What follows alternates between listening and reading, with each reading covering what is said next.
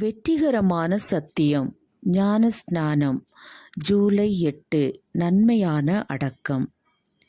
நீங்கள் கிறிஸ்துவுடன் கூட எழுந்தது உண்டானால், கிறிஸ்து தேவனுடைய வலது பார்சத்தில் வீற்றிருக்கும் இடத்திலுள்ள மேலானவைகளை தேடுங்கள், பூமியில் உள்ளவைகளை அல்ல, மேலானவைகளையே நாடுங்கள்.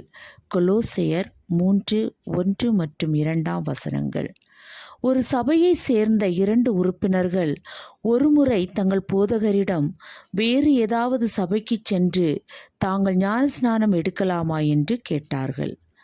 அவர்கள் வேறு திருச்சபையில் சேர விரும்பவில்லை. மாறாக வேதாகமம் கட்டளையிடுகிறபடி தாங்கள் தண்ணீரில் மூழ்கி ஞானஸ்நானம் எடுக்க மட்டும் விரும்புவதாக சொன்னார்கள். உடனே அந்த போதகர், சரி, ஆனால் இங்கிருந்து செல்லும்போது உள்ள நிலையை விட மிக சிறந்த நிலையுடன் நீங்கள் திரும்பி வர வேண்டும் என்று சொன்னார். அந்த போதகருக்கு ஒரு உண்மை தெரிந்திருக்கிறது.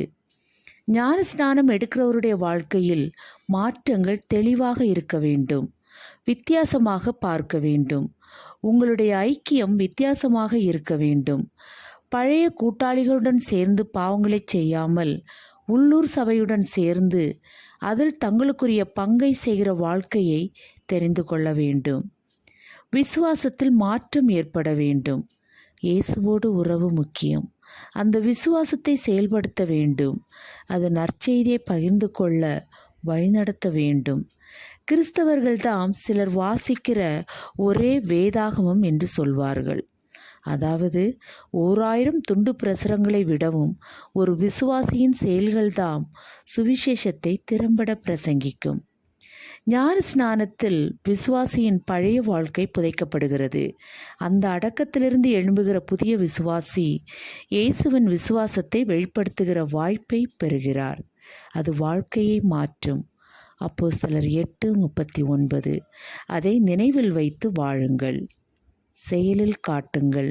நீங்கள் எப்போது ஞானஸ்நானம் பெற்றிருந்தாலும் தேவன் உங்களுக்காக செய்ததை நினைத்து சந்தோஷப்படுங்கள்.